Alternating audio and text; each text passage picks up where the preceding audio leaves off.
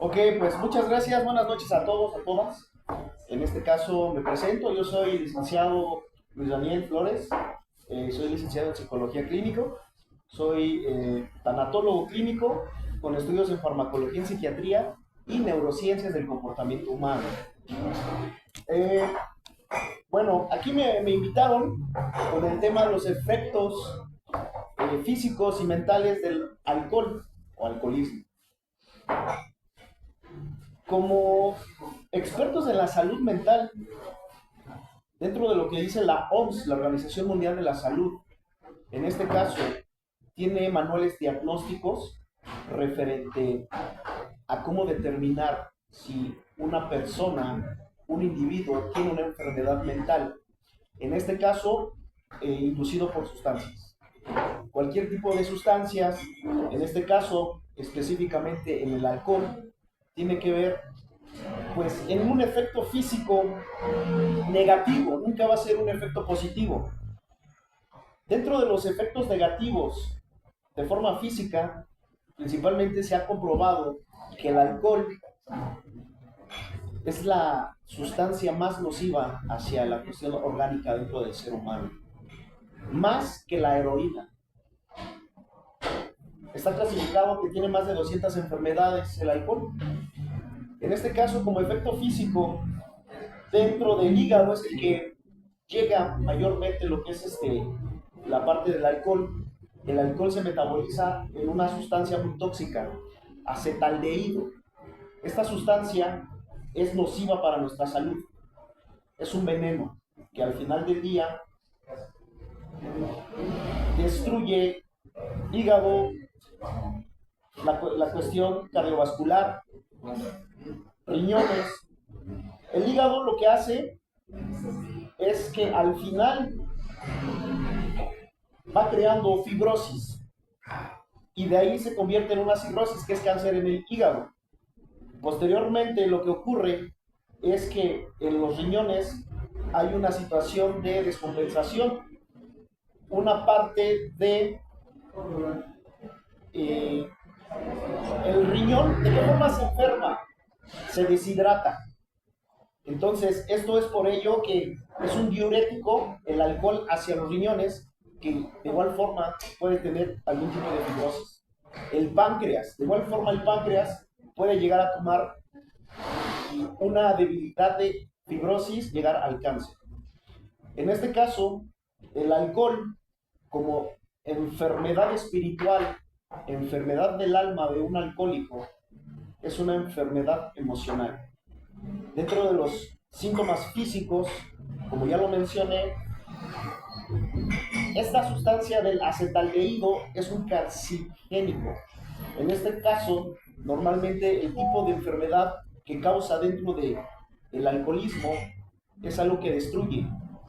En el aspecto mental, como ya lo dije, el alcohol es la sustancia que mayormente destruye al ser humano. En el aspecto mental, creo que es lo más importante donde nosotros nos enfocamos como expertos en la salud mental. En este caso, los grandes secuelas y situaciones negativas dentro del alcohol es la destrucción neuronal. En este sentido, dentro del cerebro tenemos ciertas partes, ciertos neurotransmisores que nos apoyan dentro de nuestro funcionamiento como seres humanos. En este caso, lo que es la dopamina es una hormona neurotransmisor que cuando uno tiene una vida aburrida, una vida sin propósito, quiere relajarse del ambiente en el que vivimos, pensamos que el alcohol es la salida más fácil.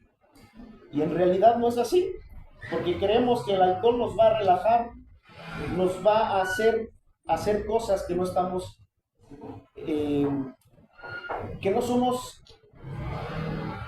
tenemos la fortaleza de seguir adelante en nuestras condiciones dentro del alcohol. El alcohol es un depresor del sistema nervioso. En este caso, en este sentido, lo que ocurre es que en el cerebro empieza a decaer nuestras capacidades cognitivas.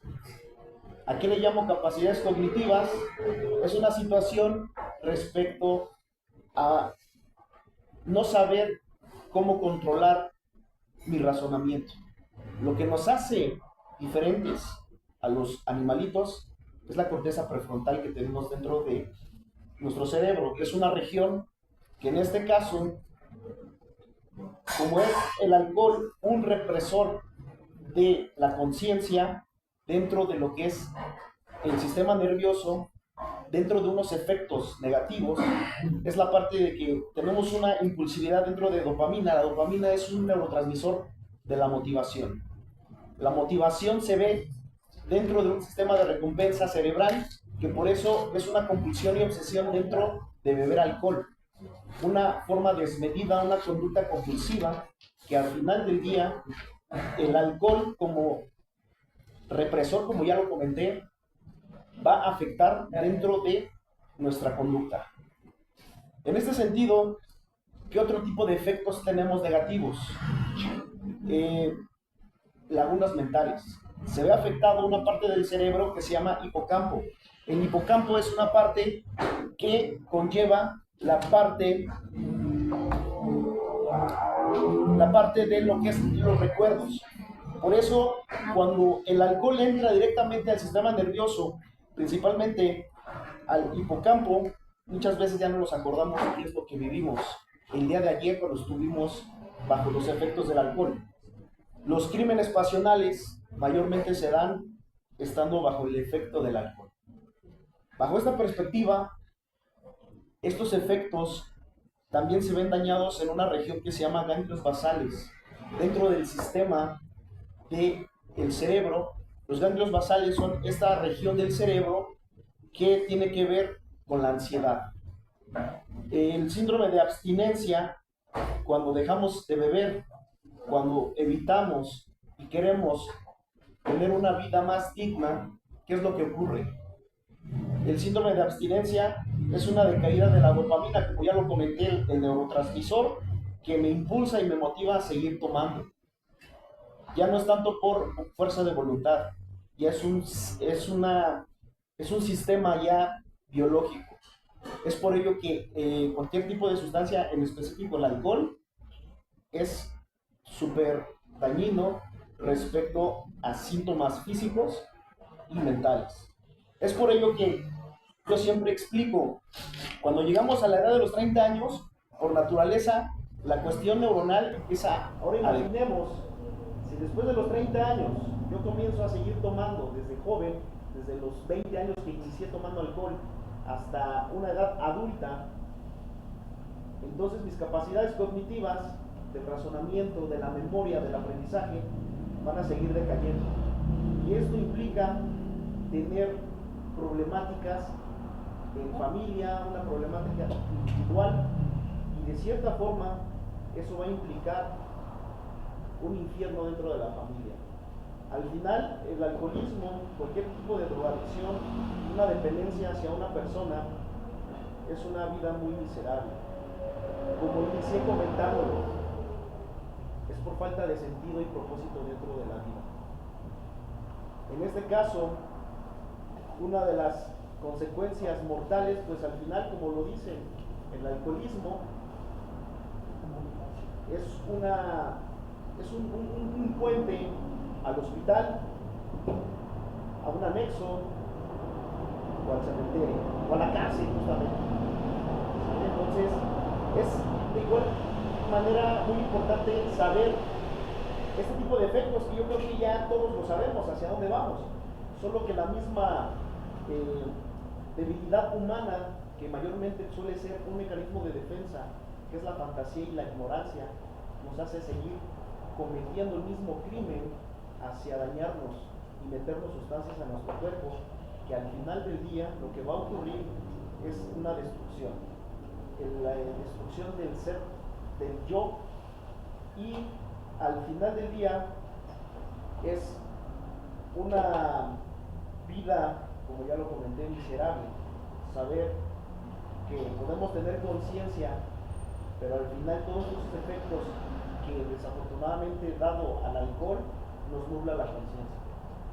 En este sentido, tenemos brotes psicóticos a aparte de las lagunas mentales, aparte de esta afectación en el hipocampo, que es la parte de la memoria, como ya lo comenté dentro de los ganglios basales, que es el tema que tiene que ver con la ansiedad. Se supone que yo quiero tomar alcohol porque quiero erradicar la ansiedad y el estrés que tengo por mi trabajo, porque no tengo un propósito de vida, como ya lo comenté. Sin embargo, este tipo de creencias son irracionales. Es un pensamiento y miles de pensamientos de debilidad humana. Y al final la ignorancia entra por una inconsciencia. Lo que decía Carl Jung, el doctor, dentro de esta parte de la psicología, conocer la verdad es doloroso, pero no conocer es mucho más doloroso. Y a veces no hacemos consciente de lo inconsciente, porque la parte inconsciente de nuestro cerebro es donde se guardan todos esos recuerdos y traumas dolorosos, que si los hacemos presentes es como rascarle esa herida que nos va a doler porque al fondo está la voz. Y principalmente dentro de estos efectos negativos mentales, como ya lo comenté, la psicosis, estos delirios de persecución, el escuchar voces, imaginar que vemos fantasmas o el mismo diablo, como yo lo he escuchado en enfermos alcohólicos, es esta parte de destrucción de conciencia. Así que el alcoholismo, a grandes rasgos, jamás vamos a poder tener beneficios. Al contrario, el beneficio de los 12 pasos de practicarlos es de gran importancia para el control en solo por hoy. Muchos llevan años dentro de Alcohólicos Anónimos, cuarto y quinto paso, Neuróticos Anónimos, y hay quienes realmente subiendo a tribuna hacen catarsis, y es una descarga de emociones. Es muy beneficioso, pero muy pocos llevan acorde lo que son su programa de 12 pasos. Recordemos, Bill y Bob, al momento de tener ese tipo de conversaciones, ellos tenían una influencia por William James, un psicólogo estadounidense, que se enfocaba mucho en la cuestión espiritual. Como lo dice el primer paso, es admitir que soy impotente ante la bebida, ante cualquier tipo de sustancia. El cuarto y quinto paso, la mayoría de los 12 pasos tiene que ver con una cuestión espiritual.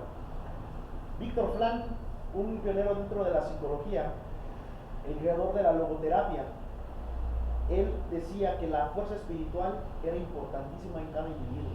Aquella persona que no tiene fe y esperanza está muerto en vida. Los enfermos alcohólicos es una de las tradiciones dentro de AA, el tener en cuenta que este tipo de situaciones, la fuerza espiritual es de gran importancia para seguir sobrios.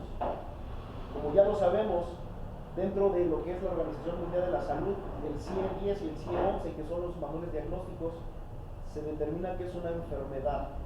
Es incurable, pero es tratable. Así que, con este tipo de efectos, tanto físicos, que te va a llegar a la muerte si no paramos, no tenemos esa abstinencia de solo por hoy, y dentro de la parte de la cuestión mental, al final vamos a llegar al borde de la locura. Entonces, eso es lo que yo puedo compartir a grandes rasgos referente a este tema. Muchas gracias, licenciado. Me presento. Yo me llamo César, también soy parte de Central Mexicana de Servicios Generales de Alcohólicos Anónimos. Y bueno, esta situación de lo que nos acaba de mencionar muchas veces se desconoce por parte ya de compañeros que ya estamos dentro de Alcohólicos Anónimos, dependiendo por la situación que hayamos pasado en nuestras vidas. Hay un desconocimiento de esos efectos que nos acaba de mencionar. Obviamente, con el paso del tiempo nos vamos investigando pues, esos efectos, ¿no? Pero no hay duda porque no le damos un nombre como tal. Tenemos podemos tener ciertas características de cualquier situación física que nos haya dado el consumo del alcohol, pero desconocemos cómo se llama. Con este tipo de exposición que nos acaba de mencionar, nos abre el panorama a concientizar más nuestra problemática como enfermos alcohólicos, ya sin alcohol, sin estar bebiendo, obviamente activos. Hay otra situación, me gustaría preguntarle una situación, ¿cómo se desarrolla la adicción al alcohol desde una perspectiva o una perspectiva psicológica? Okay. Bueno, tú ¿Cómo se desencadena la adicción? Lo comentaba, una adicción se desencadena desde tener una vida vacía, desde algún tipo de herida en mi infancia. En la actualidad la psicología no está determinado a nivel científicamente las heridas de la infancia, pero están relacionadas con los patrones de conducta. Sin embargo, cuando yo tengo una vida de que nunca tuve una aprobación, una vida aburrida, tengo problemas, mayormente se da en la etapa de la adolescencia. La adolescencia viene de la etapa de adolecer. Es un sufrimiento interno que encuentro en búsqueda de mi identidad.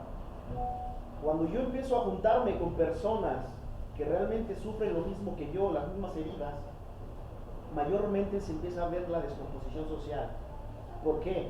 Porque me empiezo a juntar y creo que las personas que viven lo mismo, sufren lo mismo que yo, que empiezan a tener estos estragos del alcohol, empiezan a tener este tipo de adicciones, creo que ese es mi tribu.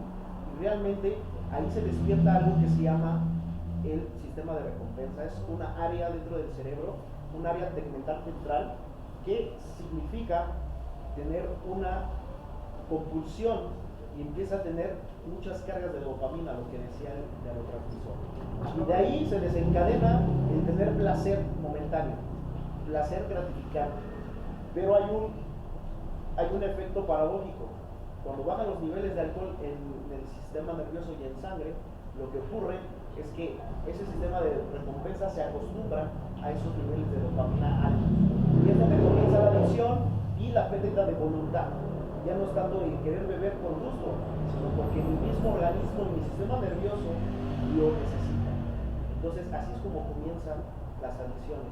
Tener una vida vacía, vacíos existenciales, como lo decía Víctor Frankl, y principalmente tener una familia disfuncional. Un sistema familiar disfuncional siempre va a dar pie a tener y crear cierto tipo de adicciones.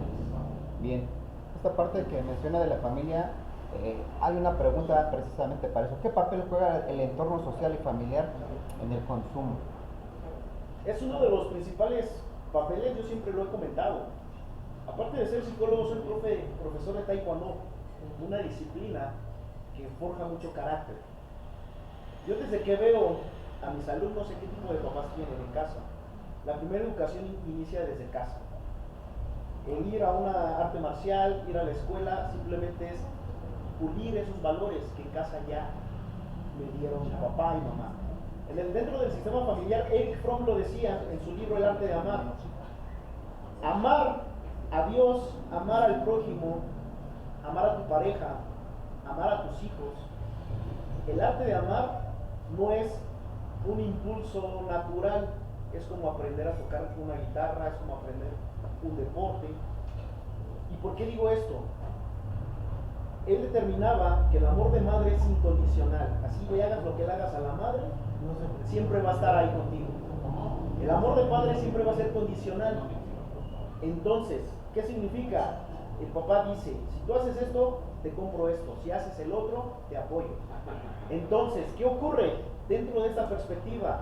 El vínculo que uno tenga con papá y mamá es de gran importancia. ¿Por qué? Porque mamá te enseña que la vida es hermosa, pero el papel del padre es enseñarte cómo vivirla y cómo afrontar las adversidades. Entonces, si tienes ausencia de figura materna o paterna, es un detonante para que al final del día, dentro de una adicción, dentro de un círculo social, Lev Vygotsky, un psicólogo social, decía, el entorno en el que siempre vas a estar va a depender de tu futuro. Yo siempre he dicho, júntate con personas exitosas y vas a ser un exitoso. Júntate con personas de perdición y perdedoras y serás uno más. La cuestión social y familiar siempre va a determinar un impulso para bien o para mal. Bien. ¿Cómo identificar si una persona ha cruzado la línea entre el consumo social y la adicción? Ok. El bebedor social, como lo dice, es un bebedor que en fiestas, en reuniones, puede tomar y no tiene problemas con el alcohol. Pero aguas, es como lo que comentaba, el sistema de recompensa es traicionero. En el cerebro también hay algo que se llama epigenética. La epigenética es lo que estudia los cambios dentro de los genes y el ADN. Es una ciencia que ahorita ha tenido muchos descubrimientos donde determina que el ADN cromosómico que heredamos de nuestros padres, solamente rasgos físicos es un 2%, y el ADN no codificante es el 98%, que esto implica la cuestión emocional. Entonces, ¿qué carga genética tenemos de nuestros antepasados? Hasta la tercera generación anterior. ¿Quiénes fueron? No sabemos si venimos de personas psicópatas, personas sociópatas, personas con esquizofrenia, con algún tipo de drogadicción, algo negativo. Pero así como lo negativo, también lo positivo, pero mayormente dentro del cerebro humano se da mucho la negatividad. Hay un libro llamado Naciste para triunfar. En este libro el autor comenta que una persona cuando llega a los 18 años, a esa edad ya escuchó 150,000 frases negativas de no lo vas a poder lograr, no vas a poder, y eso dentro de una normalidad de una familia más o menos acomodada. Ahora imaginemos en una familia disfuncional, en este sentido va a ser una perdición. Entonces, ¿cuál es la línea delgada? El veedor social tiene un control, pero aguas, está jugando con fuego a poder que su sistema nervioso central tenga una obsesión, que al final, como lo dicen en este tipo de agrupaciones, es una vez rapaz el alcohol, te agarra y ya no te suelta. Es una obsesión. La línea es que cuando una persona ya se vuelve un enfermo alcohólico, es porque sus actividades diarias ya son poseídas por la sustancia. Su calidad de vida ya no es correcta, empieza a tener declives dentro de su trabajo, empieza a tener declives principalmente en la familia. Es cuando compulsivamente el bebedor alcohólico, el enfermo alcohólico, ya no puede dejar la sustancia, y no es tanto por fuerza de voluntad o decirle échale ganas, es una parte ya biológica, es una parte de bases de la conducta. Es importante saber de dónde proviene esa compulsión y obsesión por querer seguir bebiendo. Entonces la línea es tan delgada respecto al bebedor social como el enfermo alcohólico. No hay una distinción, simple es la repetición, con qué frecuencia lo hago. Los manuales diagnósticos que yo comentaba dentro de la OMS, que es el CIE-10, el CIE-11, y dentro de la psiquiatría, que es el DSM-5, manuales diagnósticos, determinan que una persona que tiene una forma compulsiva de beber compulsivamente es más de un año. Es como determinamos que la persona ya tiene un trastorno y una enfermedad mental por abuso de sustancias. Claro. Bueno, por esa parte hay que estar la concientización, uno también como familiar, dentro de lo que es el entorno que nos está mencionando. Y bueno, hay otra situación de la cual pues es muy importante preguntarla. Y bueno, hay conductas de riesgo por el consumo del alcohol. Nos estaba mencionando algunas. ¿Nos puede decir otro tipo de conductas por seguir consumiendo alcohol, pero también combinándolas con sustancias de otra índole? Sí, la comorbilidad que hay normalmente dentro de este tipo de consumos o de trastornos por consumo de sustancias, cuando normalmente muchos enfermos adictos por alcohol dicen, bueno, estoy en este proceso de beber, lo mezclan con marihuana, con cocaína, con piedra, por tener esta parte de adrenalina, ¿no? Esta parte compulsiva de hacer un cóctel de neurotransmisores que dentro de cierta ignorancia como alcohólicos o enfermos alcohólicos no nos damos cuenta realmente de lo que ocurre y las consecuencias. Cuando unimos una o más sustancias en este sentido, como ya lo comenté, son brotes psicóticos. La esquizofrenia tiene que ver con esta parte de un sentido de fuera de la realidad, al borde de la locura. Entonces, cuando unimos o mezclamos diferentes tipos de sustancias en esta situación psicoactivas, el alcohol, como ya lo comenté, es un depresor del sistema nervioso. Si lo unimos con la marihuana, otro depresor del sistema nervioso. Es un cóctel y una bomba de tiempo respecto a la pérdida, como ya lo comenté desde un inicio, neuronal, pérdida de capacidades cognitivas. Por eso se nos olvidan las cosas, por eso la neurosis se hace presente. La neurosis es una serie de padecimientos, ansiedad, depresión, cualquier situación negativa dentro de mi psique, de mi aparato psíquico, lo que es la mente humana.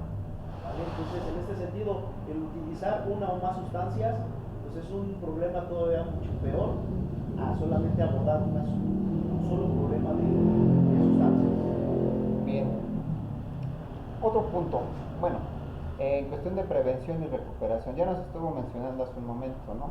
Cómo buscar ayuda, a dónde dirigirnos, pero también hay ciertas estrategias.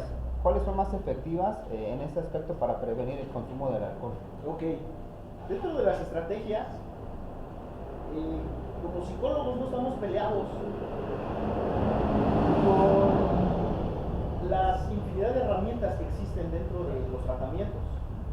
Los 12 pasos es un programa muy efectivo si lo llevamos a cabo como debe de ser. Que muchos y muchas no lo hacen como padrinos, ¿no? Como madrinas. Llevan 10, 15 años. El coordinador. Y se dicen ser padrinos. En terapia, decir. ¿No?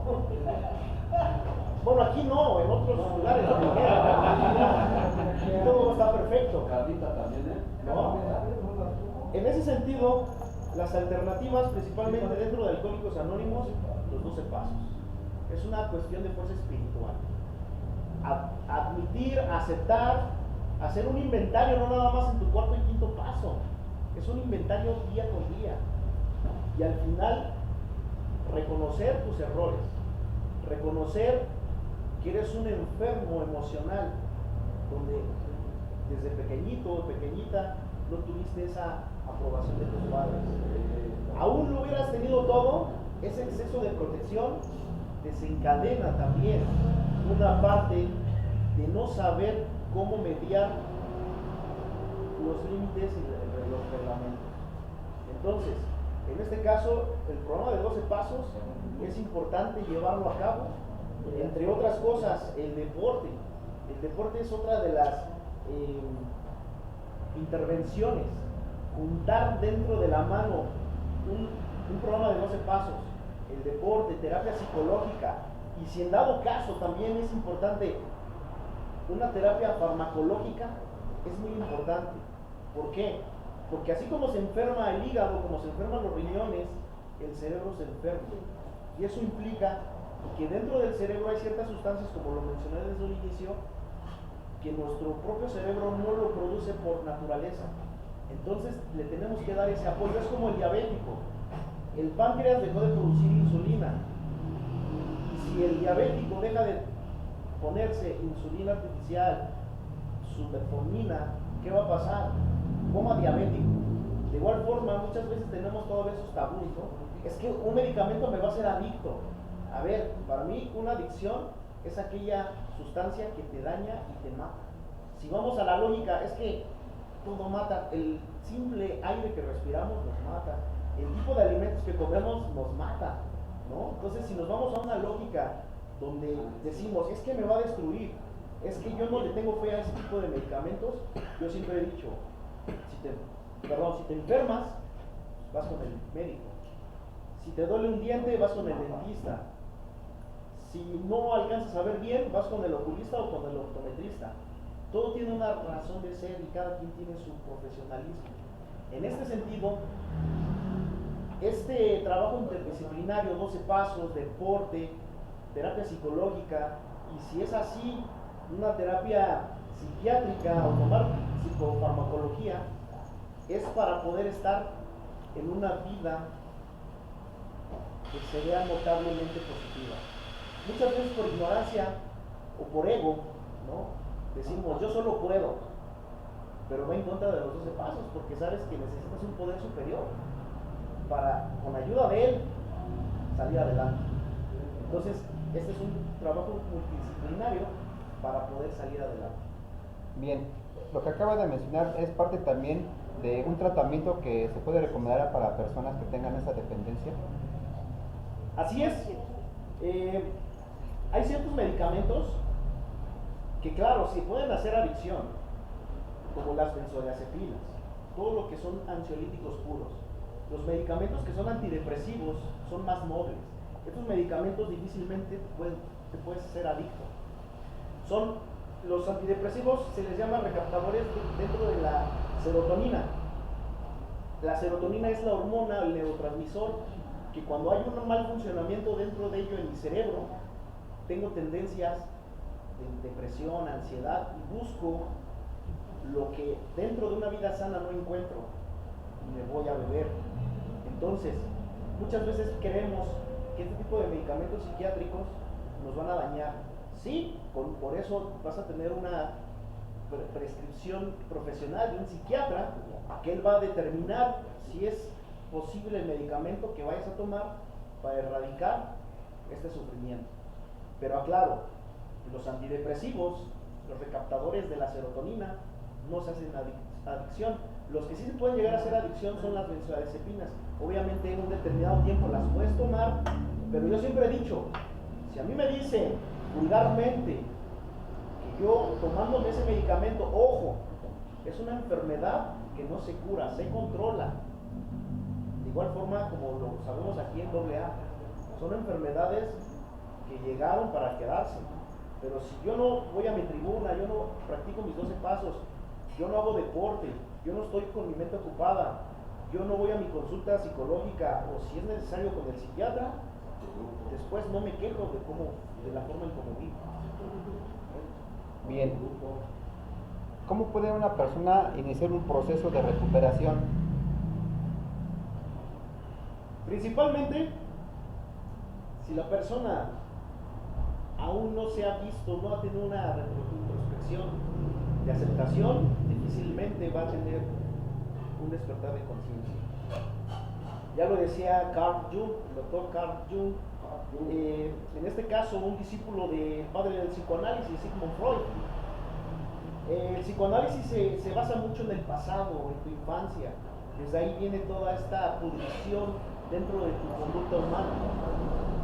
Cuando uno no acepta que necesita ayuda, y como bien lo dice, y soy muy repetitivo en los 12 pasos, un poder superior es importantísimo. Así sea de una piedra, así sea de una mesa, que tú tengas esa fe, de que sepas que no lo vas a ver, pero crees que ese poder superior está para ti, es la esperanza principalmente.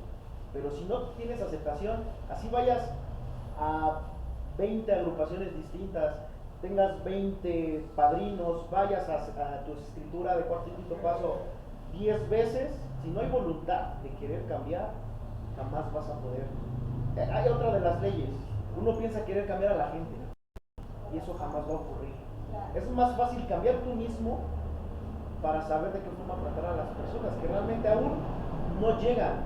Pero es algo bien importante, hasta que no caigan en un sufrimiento eterno y tocar fondo, es como nunca van a encontrar esa respuesta. Muchas veces el sufrimiento es necesario para decir, creo que es momento de aceptar. Claro, se menciona, tocar más fondo. Muchas veces se toca más fondo dentro de Alcohólicos Anónimos, ya sin el consumo del alcohol. Bueno, eso es por lo que mencionaba usted al inicio, la falta de la práctica del programa como tal. Pero bueno, hace un momento nos estaba también mencionando esta parte de cómo el papel que juega Alcohólicos Anónimos en la recuperación de los individuos. Bien, ¿qué mensaje le daría a las personas que todavía están en esa situación de depender todavía de la sustancia, del alcohol, de llegar un mensaje directamente para que concienticen que es un daño para su persona? Ok. Ya lo decía el libro de Cómo lo ve Bill, la gratificación constante es pasar el mensaje. Entre alcohólicos, ya sea que he estado trabajando en anexos, veo cómo es la vida desde que llega el enfermo y pasa a enfermería, regresar lo que cuando tú llegaste como anexado, retribuir ese agradecimiento. Otro de los mensajes es, pasa el mensaje respecto al sentido, no te lo guardes, no te lo guardes. Vale la redundancia y la repetición, pero son términos respecto a que nunca es tarde, no hay necesidad de llegar a ese sufrimiento de perder algún familiar, perder alguna extremidad dentro de tu cuerpo por algún tipo de accidente, como lo llaman, ¿no? Esas loqueras, ¿no? Decir, no, sí, creo que es momento de cambiar, creo que es momento de que tu papá o tu mamá ya falleció y te prometo que ya voy a dejar de beber. Necesitas este tipo de sufrimientos para decir, es momento. Y por eso digo, nunca es tarde para darle un giro a tu vida respecto a tener una vida digna. Porque el ser bebedor al alcohol o ser adicto a algún tipo de sustancias o a una persona es una forma miserable de vida, de victimizarte, conmiserarte y buscar siempre culpables. Hasta que tú no te hagas responsable de tus propias acciones y decisiones, jamás vas a encontrar ese camino de sanación. Así que el mensaje es, busquen ayuda. Todos necesitamos ayuda de todos. Yo como psicólogo, tanatólogo, con estudios en farmacología, en psiquiatría y neurociencias, yo también voy a terapia. ¿Por qué? Porque somos humanos y todos necesitamos ayuda de todos. Así que hay que bajarle un poquito al yo falso, a ese orgullo de decir yo solo puedo, ya soy padrino y pues no necesito apoyo, ¿no? Entonces, a las nuevas generaciones, a los nuevos compañeros que estén indecisos de buscar ayuda, quítense esos estigmas de yo puedo solo. Eso es una vil mentira. Todos necesitamos de todos y aprender a ser más humildes. La humildad es una de las bases para afrontarnos a nosotros mismos. Muchas gracias, licenciado Luis Daniel. Bien, llegó el punto de las preguntas por parte de mis compañeros. En este punto, de lo que acaba de mencionar el psicólogo, ¿tienen alguna pregunta por hacerle? Es el tiempo para que hagan sus preguntas, por favor. Buenas tardes, yo soy Arturo, soy alcohólico drogadicto. Mencionabas una parte de la locura, pero yo tengo entendido que aquí existen 3 tipos de locura.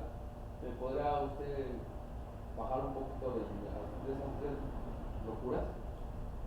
De las 3 locuras, bueno, en psicología, Sí. que es lo que yo soy experto, la locura tiene que ver con síntomas, ya lo mencionaba anteriormente, estar fuera de la realidad. Puede haber síntomas, delirios de persecución, vas en la calle y sientes que todos te quieren dañar, ¿no? ¿Por qué? Pues porque a lo mejor bajo los efectos del alcohol robaste, hiciste malas acciones, malas conductas y el sentimiento de culpa siempre va a estar ahí. Delirio de persecución. Psicosis. Rumiaciones dentro de tu mente. Agarra un cuchillo. Haz venganza de lo que te hicieron. Ese tipo de locura principalmente se da bajo este tipo de efectos. Mayormente la marihuana lo da, la cannabis. Igual el alcohol, cualquier tipo de droga, pero principalmente en el alcohol y en la cannabis, en la marihuana, se dan este tipo de locuras. Hay otra parte donde los esquizofrénicos, mayormente dentro de la locura, pues ese tipo de personas que dices, soy sano, pero bajo las sustancias, tú mismo te estás enfermando y te estás dando en la torre. ¿Por qué? Porque aún con conciencia hay una gran diferencia entre los neuróticos y los psicóticos. Los neuróticos, ¿qué crees? Todavía tienen remedio. Los psicóticos, que se provocan esa enfermedad de locura, por desgracia, ya no pueden andar en la sociedad. Por eso existen los psiquiátricos, los anexos fuera de serie y principalmente evitar algún tipo de crimen. Entonces, eso es lo que te puedo compartir referente al tipo de locuras que hay dentro de la psicología. Gracias. Adelante, Gerardo. Sí, tengo entendido que cuando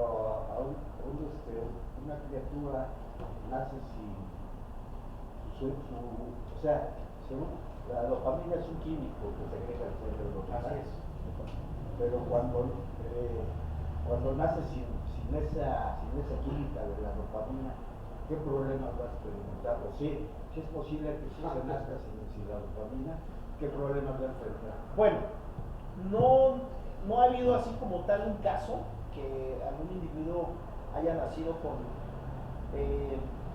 extinción de tal neurotransmisor, pero sí se da que hay un desequilibrio de este neurotransmisor que es la dopamina.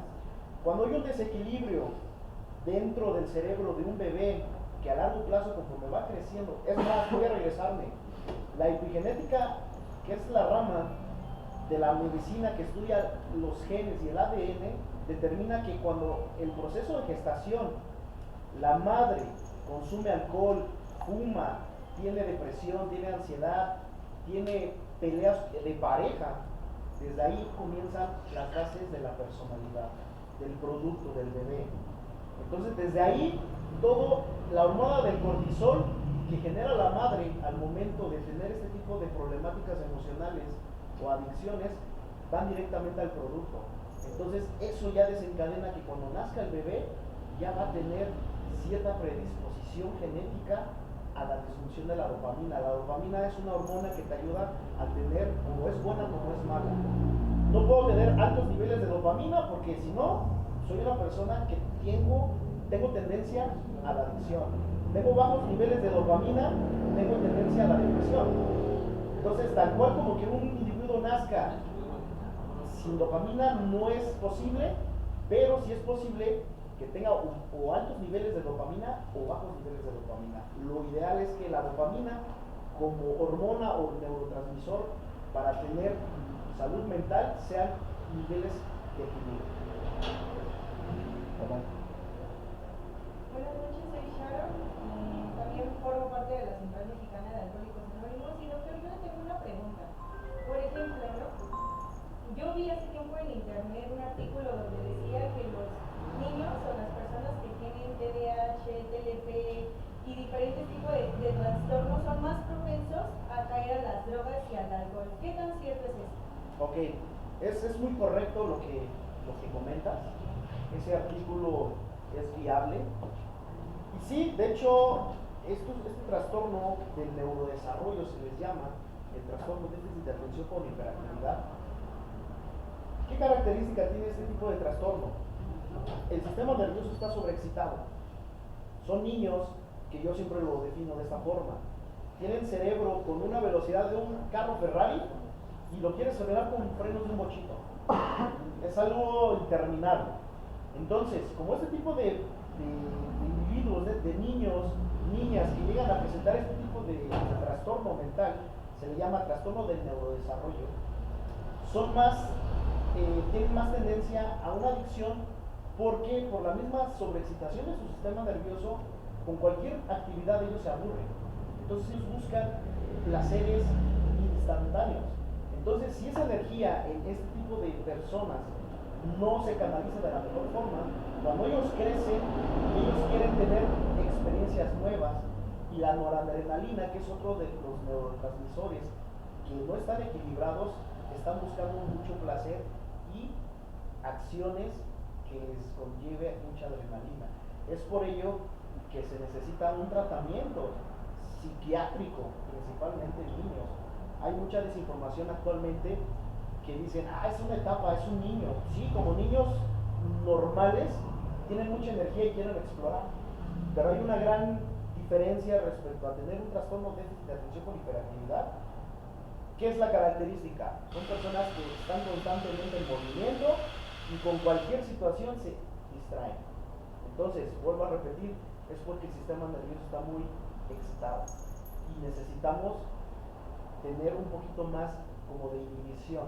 Es por ello que si no se les da un tratamiento adecuado a largo plazo, en la edad de la adolescencia y adultez, mayormente tienen tendencia a las adicciones. Necesitan cosas que les generen adrenalina. Entonces, esa es la respuesta. Adelante. Compañero, buenas noches, yo soy Luis Mariano, soy alcohólico. Licenciado, yo quisiera preguntar acerca de algún tratamiento o alguna manera de contraatacar o evitar o tratar la ansiedad, ese tipo de ansiedad que está a punto de desmayarse, que está faltando el aire, etcétera. Si hay alguna manera breve de... Ok, Gracias. sí, lo que usted menciona tiene que ver con ataques de pánico. El hecho de sentir que me falta la respiración, ganas de salir corriendo, ¿no? Hay muchas herramientas para poder inhibir este tipo de padecimientos. La ansiedad es meramente una disfunción en otro neurotransmisor dentro del cerebro que se llama GABA y serotonina. Cuando están muy activos o muy por debajo, tiene un efecto de sentirme con mucha desesperación. Entonces, principalmente, si el diagnóstico es que yo realmente tengo una afectación biológica, lo más recomendable es tomar algún tipo de antidepresivo. Como ya lo comenté, dentro muchas veces de la ignorancia tenemos miedo a brincarnos hacia esos escenarios, pero muchas veces es necesario, porque al seguir sufriendo, al tomar mi medicamento, aunque la gente allá afuera con ignorancia me diga, tómate tu chochito, porque sin el chochito no puedes, pues ¿qué crees? Es como tú como diabético, sin tu insulina y tu metformin no lo vas a poder. Entonces ya es una cuestión principalmente orgánica. Entonces, posteriormente, como ya lo comenté, una actividad física es importante. Esa energía, toda esa hormona del cortisol que está dentro de nuestro cuerpo, de igual forma, es negativa. Y en ese sentido, lo que ocurre es empezar a buscar otro tipo de placeres. Creemos que el alcohol nos va a inhibir esa desesperación que sentimos, pero ¿qué crees? Con el síndrome de abstinencia viene esa bajada de dopamina, y la dopamina quiere otra vez sustancia, que es el alcohol. Los 12 pasos, la catarsis, subirte a tribuna y descargar tus emociones es otro método, es otra herramienta. Es como ya lo comenté, muchas veces los 12 pasos por sí solos a veces no son suficientes. El hecho de ir con el psicólogo, con el psiquiatra no es suficiente, es un trabajo multidisciplinario. Principalmente tener la mente ocupada. La característica principal de la ansiedad es también pensamientos catastróficos, pensamientos negativos, de que celotipia, ¿no? Algo que se da mucho también, se me olvidaba en la parte del alcoholismo. Las celotipias son esos celos enfermizos que no tienen ninguna evidencia del por qué yo estoy creyendo y pensando y desconfiando de mi pareja. Entonces, como herramientas así de primera mano podrían ser las que te acabo de mencionar, compañero. Muchas gracias. Hola, soy Enrique y soy adicto. Mi pregunta es, ¿qué tan cierto es que al alcohólico o al adicto le funciona la terapia cognitivo-conductual? ¿Y por qué ese método es efectivo para un alcohólico? Ok, muy buena pregunta. El enfoque cognitivo-conductual principalmente viene de lo que es un enfoque de corriente conductista. ¿Sale? Dentro de los psicólogos hay infinidad de corrientes psicológicas. El psicoanálisis, como es algo que ya lo comentaba, se enfoca mayormente en escarbar el pasado de la infancia. El conductismo tiene que ver más con la parte de modificación de mis pensamientos, y al yo modificar mis creencias y pensamientos negativos, mis conductas se van a modificar. Como por ejemplo, si yo tengo una problemática, un pensamiento obsesivo de que tengo problemas y al final del día nadie me entiende, no tengo esa confianza con mi familia para yo poder vomitar todo eso que ellos mismos tal vez causaron en mí, mi pensamiento obsesivo y catastrófico es: la mejor opción sería irme a cotorrear, soltar la toalla e irme y desaparecerme, e irme con mis cuates al escuadrón de la muerte. Ellos sufren y son felices a su modo de vida. Entonces, dentro de la terapia cognitivo-conductual, como lo dice, tenemos que cambiar principalmente nuestra cognición, nuestro tipo de pensamiento, para que conductualmente tengamos una modificación respecto a evitar una conducta destructiva. Es por ello que el conductismo principalmente es observar la conducta o varios tipos de conducta para que en este caso identifiquemos qué tipo de reforzamientos positivos o negativos estén en una situación que me esté dañando. Si yo estoy reforzando el hecho de no tenerle confianza a mi familia para pedir ayuda, estoy reforzando, es un reforzamiento negativo, que a largo plazo, a nivel conductual, me va a llevar a beber. Si yo refuerzo una conducta positiva de decir, me voy a acercar con mi papá, con mi mamá o con cualquier sistema familiar, voy a reforzar el hecho de que tengo que entender que necesito ayuda. Es por ello que en un enfermo alcohólico la terapia cognitivo-conductual en específico es muy efectiva, porque principalmente atacamos directamente a esos pensamientos retorcidos, a ese tipo de pensamientos catastróficos que al final nos hace poder llegar a ver. Gracias. ¿Está bien? ¿Cómo es todo? Bien, le agradecemos mucho, licenciado, por esta participación, el tiempo que nos da. Y bueno, es importante también conocer todos estos elementos que nos está mencionando para poder saber y cómo también aplicarlo nosotros y poder también dar una buena información, porque es importante también eso. También dar información, no como un especialista, simplemente con la propia experiencia y lo que nos acaba de mencionar, abre más el panorama para esta situación que tenemos aún todavía dentro de Alcohólicos Anónimos.